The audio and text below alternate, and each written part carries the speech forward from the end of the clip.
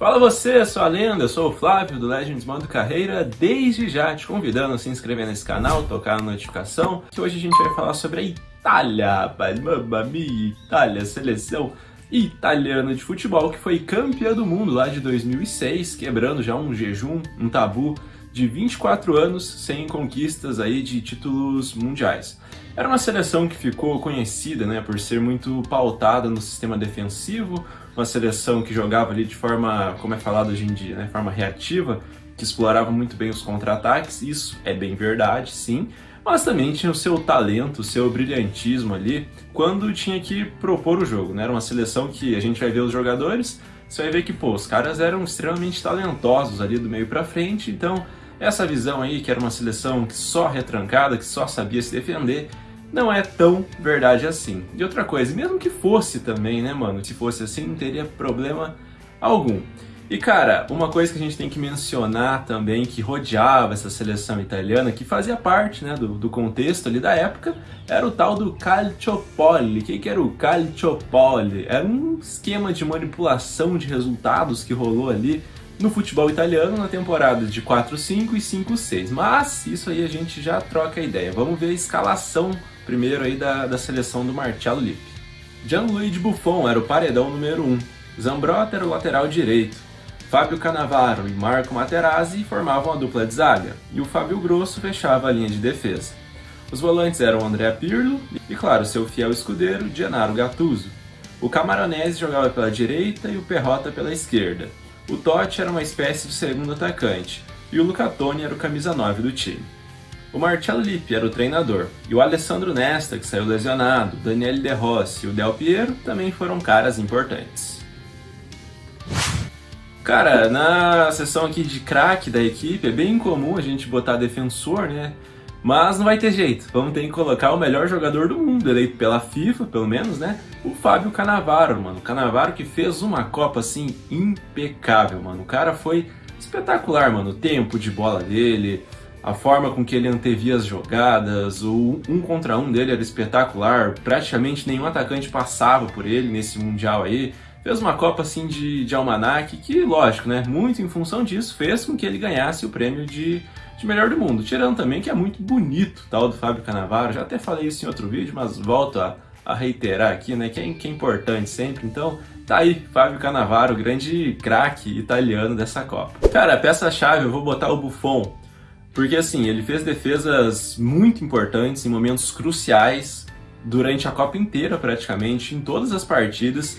Se algo passasse por esse sistema que era quase intransponível da defesa italiana, lá com Cannavaro, Materazzi, Gattuso marcando, tinha ele lá para garantir.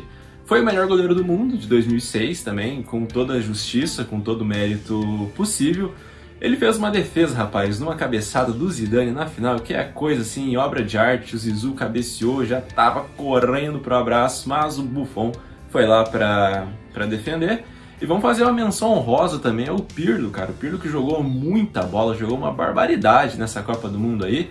E o Francesco Totti. O Totti foi simplesmente o líder em assistências do Mundial. Foi o cara que mais deu passes para gols, deu 4 assistências aí ao longo da Copa, então merece ter seu nome citado de forma honrosa aqui pela minha pessoa. O artilheiro foi o Luca Toni, cara. O Luca Toni que sempre foi um atacante assim de habilidades no mínimo questionáveis, né?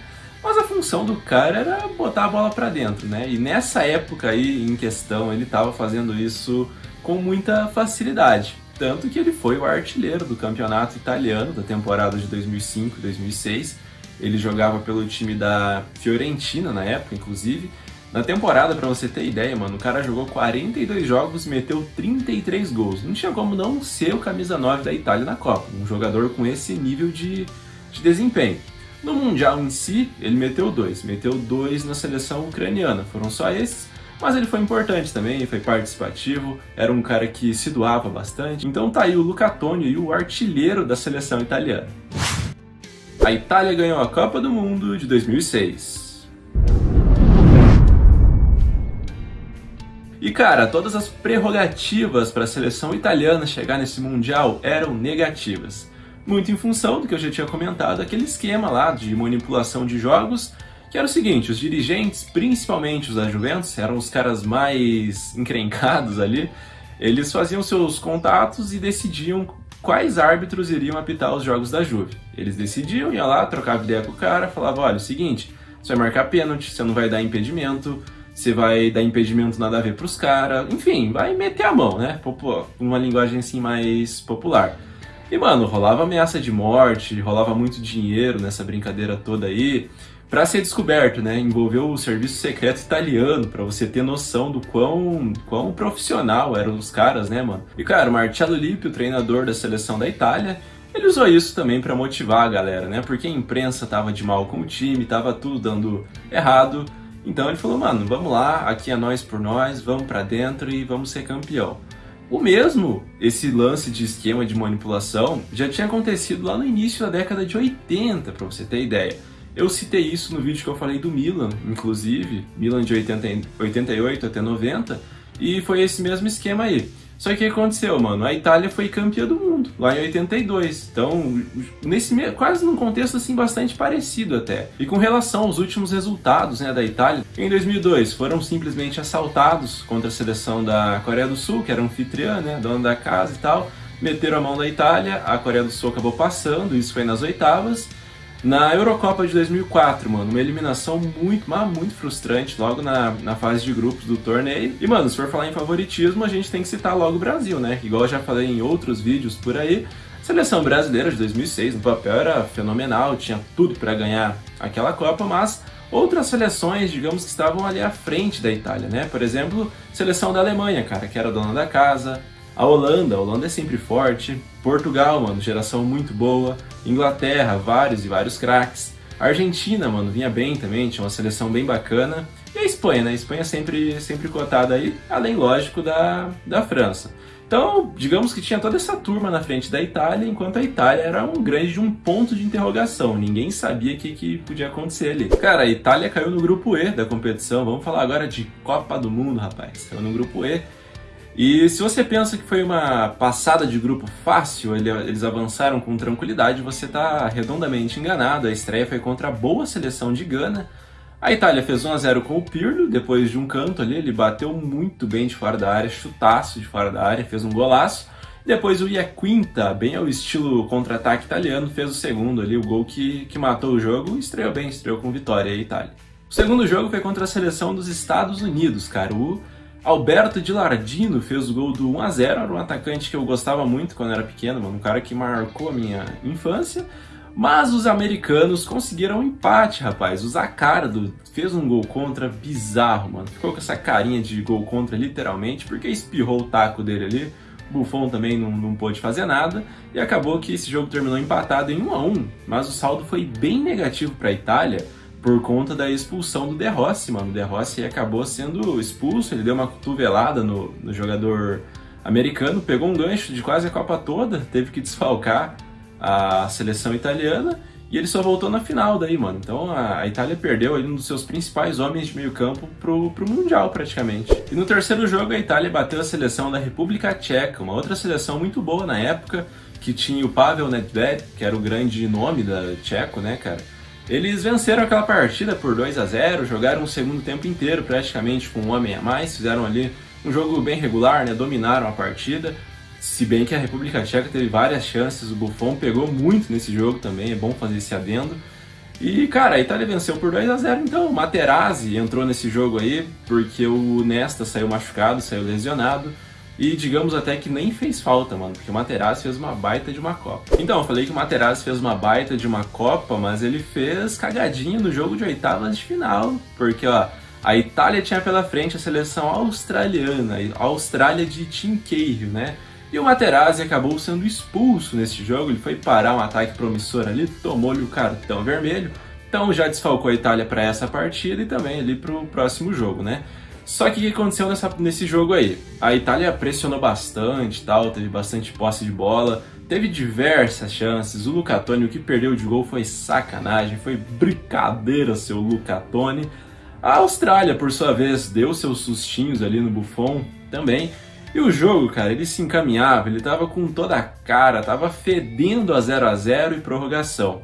Até que a gente chega no último lance da partida, o Fábio Grosso, lateral esquerdo, recebe uma bola, vai entrar na área e sofre o pênalti, pelo menos na opinião do juiz, é lógico, né? Esse pênalti aí que o Fábio Grosso sofreu me lembra muito aquele do Neymar no jogo do PSG, não sei se vocês lembram, que ele entrou na área também, o cara deu meio que uma escorregada ali na frente dele, ele tropica no cara e cai, e o juiz dá pênalti. Pênaltizinho bem mandrake, mas que Francesco Totti bateu com muita maestria, cara. Chutou sem dar a menor chance pro goleiro ali, quase não tava pressionado, né? Porque se ele não faz, mano, era mais meia hora de jogo, né, cara? Com um a menos, inclusive, né? Então o Totti foi muito bem nessa batida aí, fez o gol italiano que classificou a seleção já para as quartas de final do Mundial. Mano, nas quartas a Itália teve um confronto relativamente bem fácil até, cara. Foi contra a seleção da Ucrânia, que tinha o Shevchenko jogando ainda, né? Pegou a Itália e não aguentou, né? Gols de Zambrotta e 2 gols do Luca Toni também garantiram aí o triunfo da Esquadra Azul. Na semifinal, um duelo de grandes rivais do futebol europeu. Tínhamos pela frente Itália de um lado contra a Alemanha, dona da casa, de outro. A Itália queria repetir o que a Alemanha fez lá em 1990. O que a Alemanha fez em 1990? Ganhou uma Copa na casa da Itália. Os italianos queriam lá e dar o troco. Vamos lá na casa da Alemanha e vamos ganhar esse Mundial também. E rapaz, foi um jogo também com bastante oportunidades ali e tal. Muito disputado, muito brigado, defesas dos goleiros de parte a parte.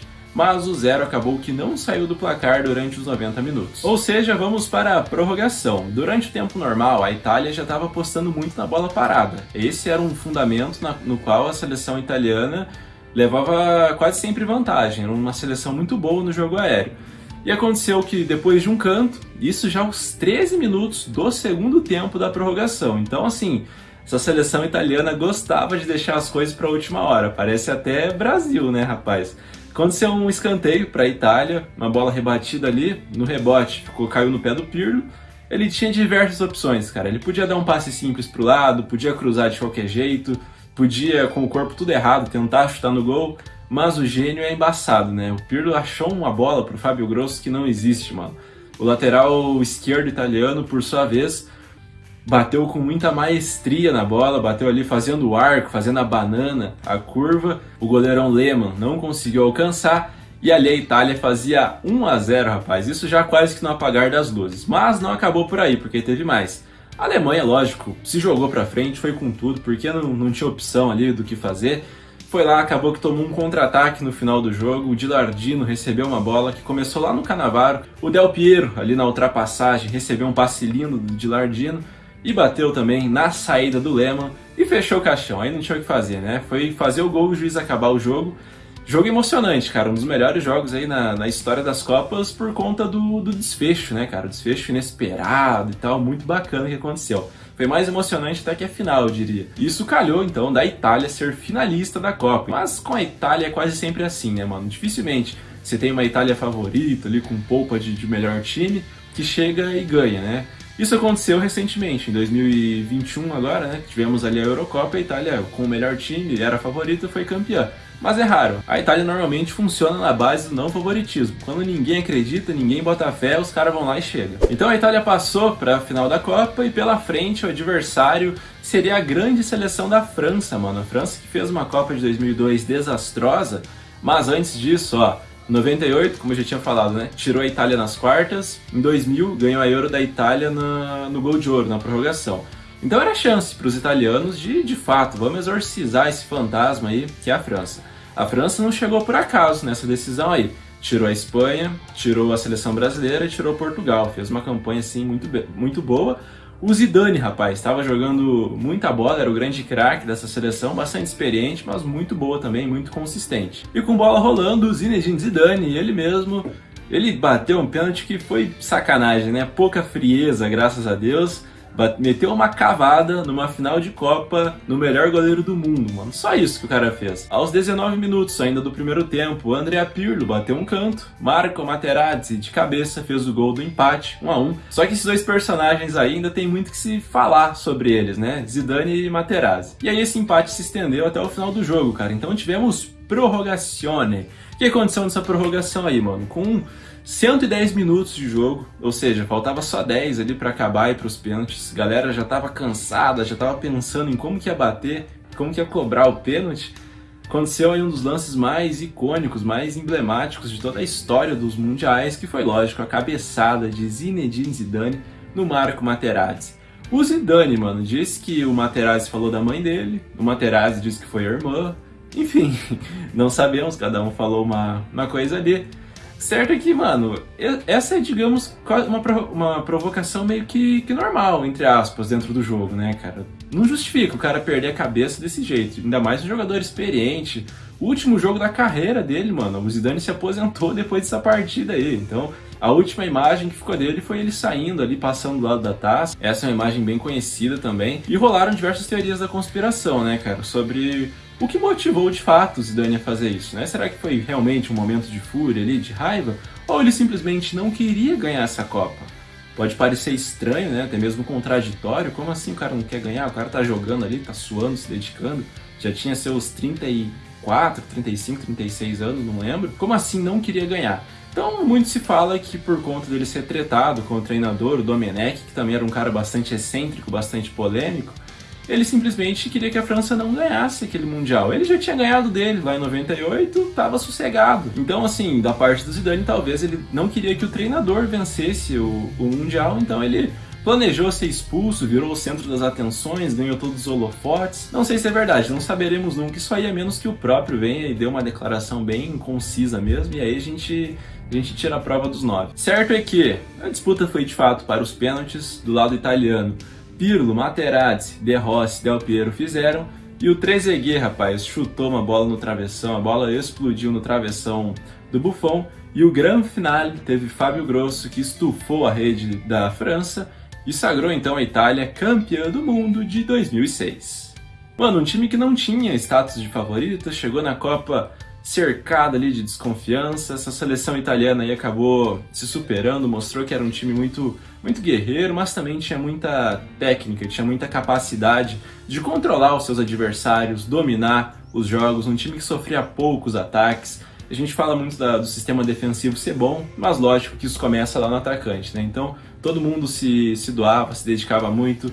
O Pirlo, rapaz, que Copa do Mundo fez Andrea Pirlo? Jogador que jogou demais, mano, a carreira dele inteira, mas essa Copa dele foi espetacular. Ele meteu que antes da final tava lá jogando PlayStation, joguei PlayStation à tarde, à noite fui campeão do mundo. Você vê como que o cara, sim, tranquilão ali, vou lá, vou bater uma bola, jogar uma final de Copa, vamos ser campeão, tal, tranquilo. O Materazzi foi expulso, mas entrou bem no time. O Fábio Grosso, mano, também, pouco se fala dele, mas é outro que fez uma Copa esplêndida, sofreu aquele pênalti decisivo, fez o gol contra a Alemanha, o gol do 1-0, então, cara, muito importante, o gol que abriu o placar, que já estava classificando a Itália praticamente, e não pipocou, bateu o último pênalti, que foi o pênalti do título da Itália. Então, são diversos nomes aí que fizeram com que a Itália ganhasse esse Mundial de 2006. Então, cara, se você curtiu esse vídeo, eu peço muito que você curta ele mesmo.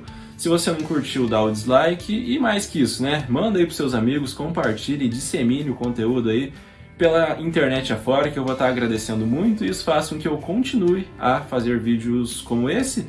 Além do mais, sugira temas, cara, sugira coisas que você quer ver dos mais variados tipos aí, com relação ao futebol, mano, e também times, jogadores, eu vou fazendo tudo aos pouquinhos, vocês estão ligados, né? Então, muito obrigado pelo acesso, por ter ficado até aqui, até a próxima e falou!